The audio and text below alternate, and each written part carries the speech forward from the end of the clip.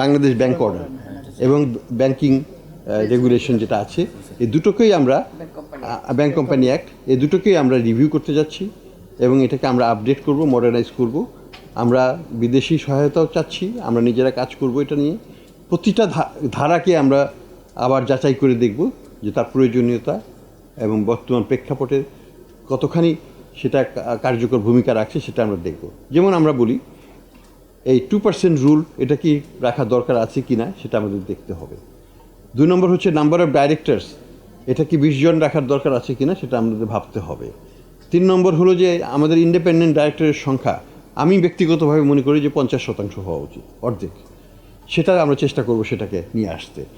আমরা মনে করি যে আমাদের যে ডাইরেক্টরদের যে টেনিওর দেওয়া হয়েছে সেটা অযৌক্তিক এবং সেটাকে কমিয়ে ফেলতে হবে।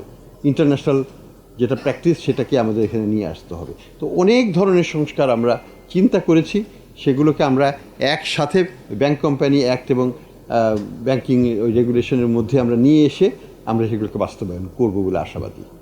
আমরা অলসো ইন্ডিপেন্ডেন্ট ডাইরেক্টরদের জন্য একটা প্যানেল অফ এক্সপার্ট করে রাখবো, যেখান থেকে ইন্ডিপেন্ডেন্ট ডাইরেক্টরকে নেবে। ওই চাচাতো ভাই, মামাতো ভাই, ক্লাস ফ্রেন্ড এই ধরনের ক্ষেত্র যেন তৈরি না হয়, এই প্যানেল থেকে নিতে হবে।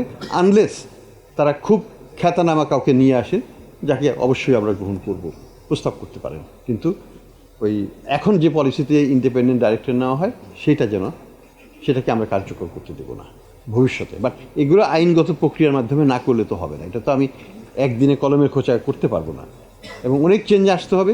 সবগুলো একসাথেই আমরা করে এগুলোতে আগাবো।